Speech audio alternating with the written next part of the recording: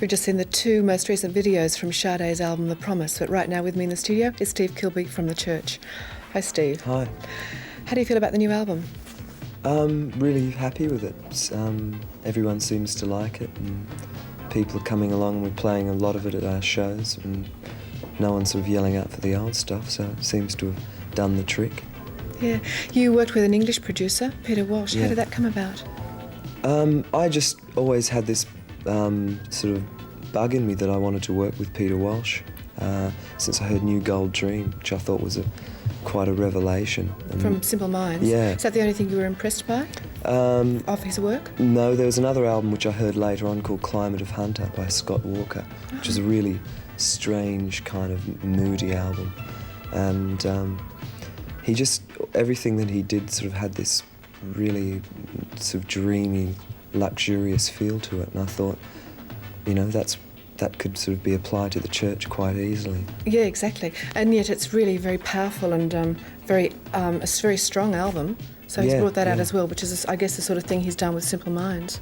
Yeah, I think he's a bit like one of those perfumes that smells differently according to who's wearing it. On different people. Yeah. Oh, that's interesting.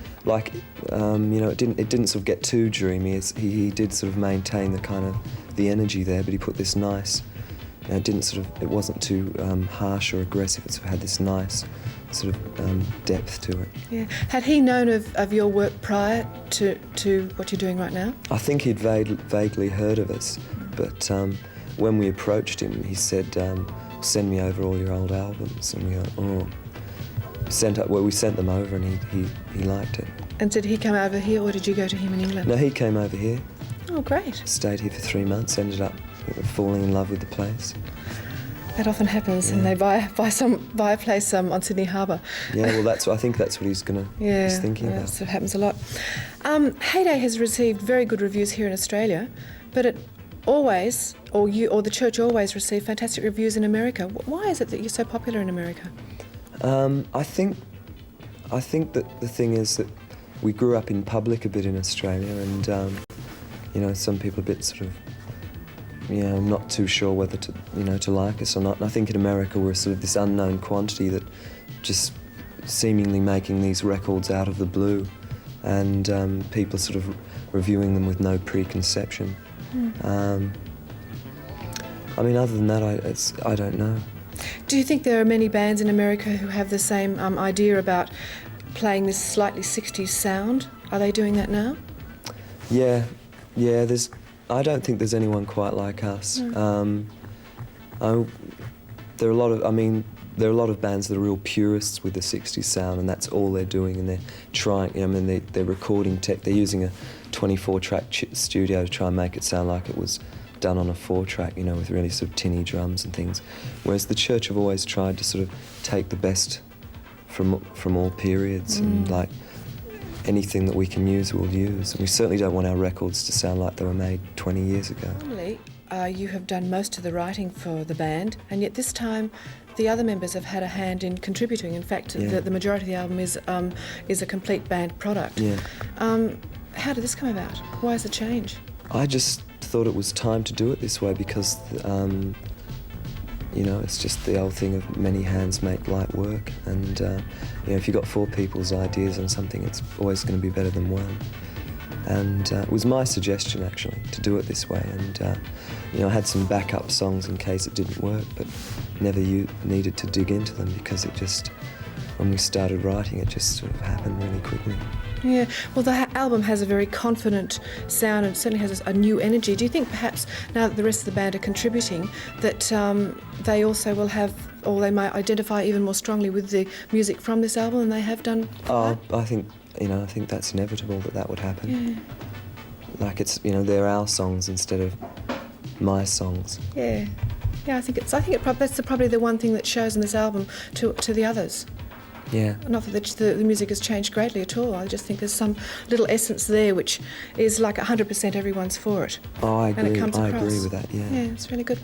There's another song there which is written by a person called Jansen. Who's Jansen? That's my girlfriend, actually. Oh, really? Yeah. Oh, that's nice.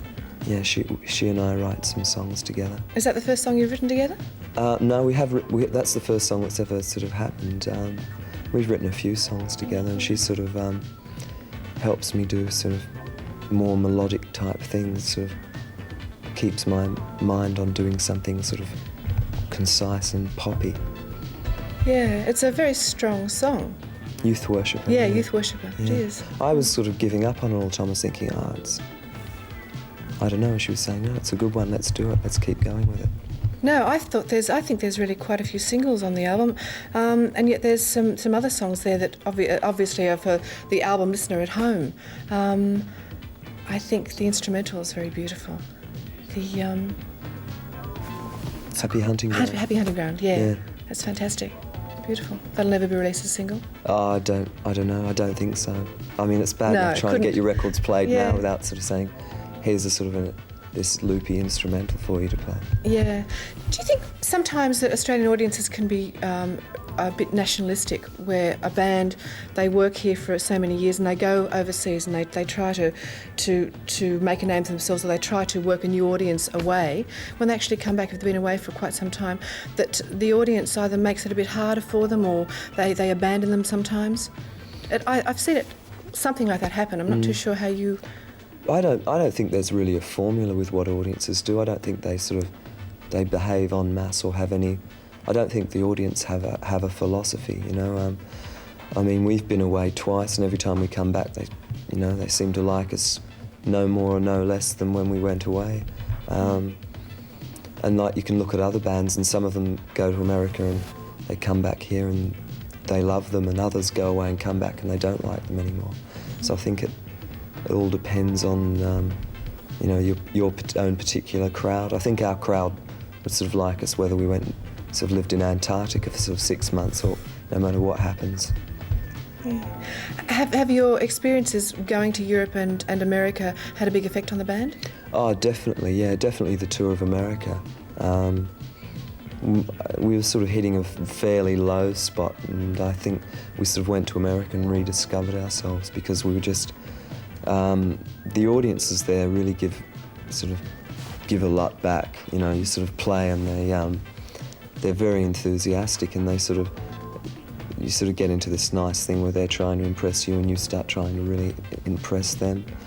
And sort of halfway through the tour we thought, hold on, we are actually playing quite well, and let's try this out when we get back to Australia. We'll really go on stage and try our very, very hardest to sort of play a good show, rather than sort of wandering on and sort of drifting through the performance. Yeah. You're currently touring? Yeah. And how long will this go for? Well, we're doing 3 weeks in Australia. We're going to do a Sydney and Adelaide and Brisbane. And then this Echo and the Bunnymen tours come through at the last moment. And where's that? That's 3 weeks around America, sort of 5,000, 15,000 seaters with us playing before them. It's great. Yeah, looking forward to that. Thank you very much for coming in. Thanks for having me.